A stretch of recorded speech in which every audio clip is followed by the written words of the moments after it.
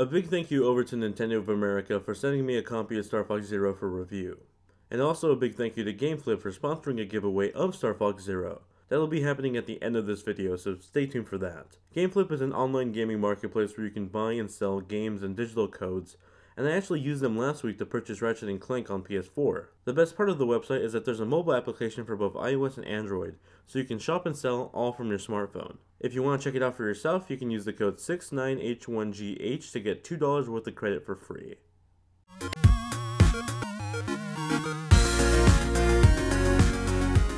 Star Fox Zero is a long-awaited spiritual successor to Star Fox 64.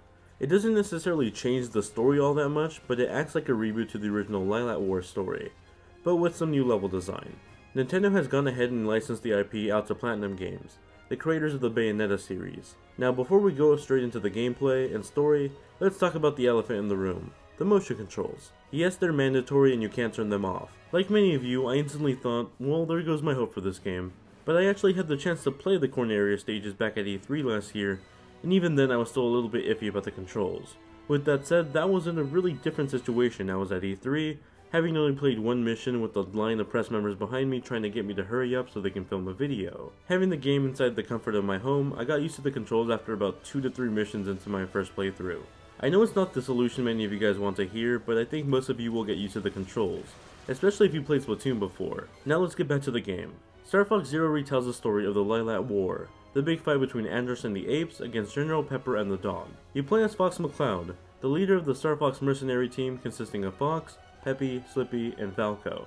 Your team works for General Pepper as they try to defeat the evil Andros that killed Fox's father and is now trying to rule the Lilat system. The game takes on the same level structure as Star Fox 64. It's all about beating your high score and learning the different paths you can take.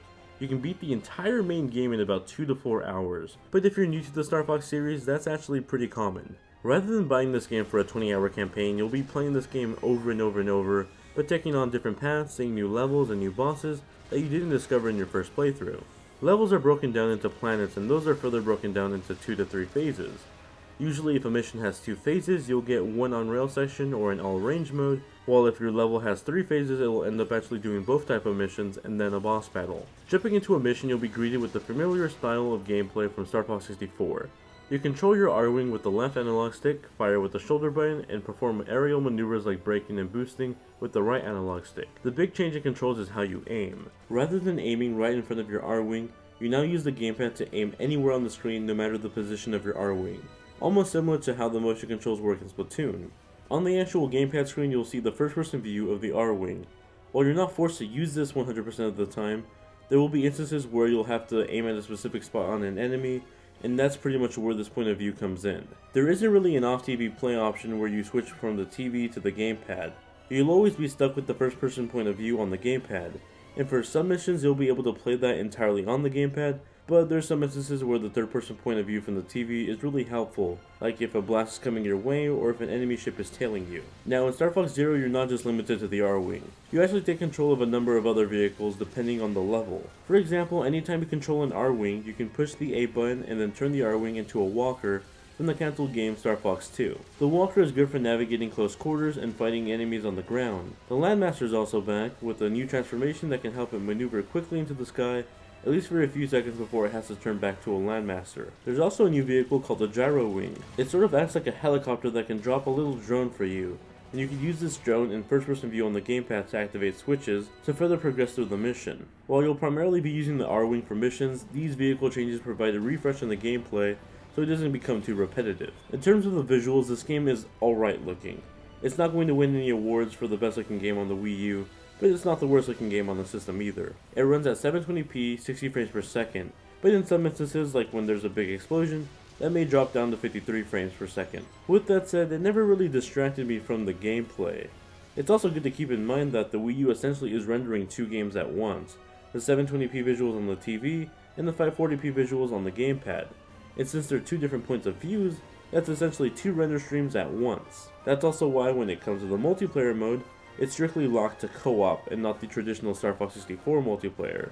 The co-op mode is essentially handled by having one person control the R-Wing and then the other person on the gamepad control the aim.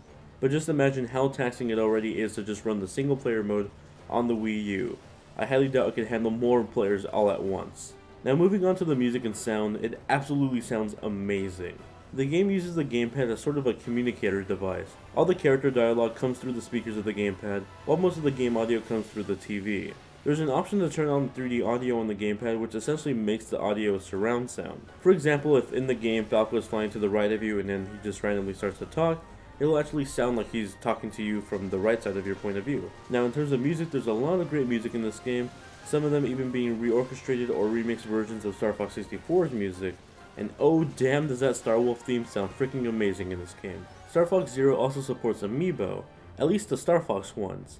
Scanning a Falco amiibo will earn you a black R-Wing that can target 2 enemies at once, but also making you take on more damage from enemies, so it's essentially sort of like a challenge mode. Scanning in the Fox amiibo will unlock the original R-Wing from Star Fox on the Super Nintendo, along with the Walker from the cancelled Star Fox 2.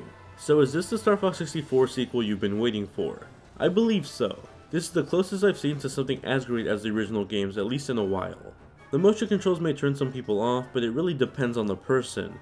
But coming from someone that didn't like them at first after actually playing a demo and not just judging it based off the trailers, I got used to them and I like the game now. It is a bummer that the traditional multiplayer isn't available here, at least in some sort of online multiplayer mode where more than one Wii U would be available. But with that said, I really still enjoyed the single player mode, which was really the whole reason why I wanted another Star Fox game. It brought back a lot of great memories I had with the original games. I think if you do fall into that category of veteran Star Fox players, you'll end up liking this game, and so I highly recommend it. But if you're new to the Star Fox series, the motion controls will probably be easier to adapt to than compared to someone who's played Star Fox before, and I do recommend getting into the series, but just keep in mind what you're getting into. I'm afraid too many newcomers will come into this game shocked to hear that it's only about 2 to 3 hours long at most, without knowing that there's actually a lot of replay value with the campaign. So I just want to reiterate that.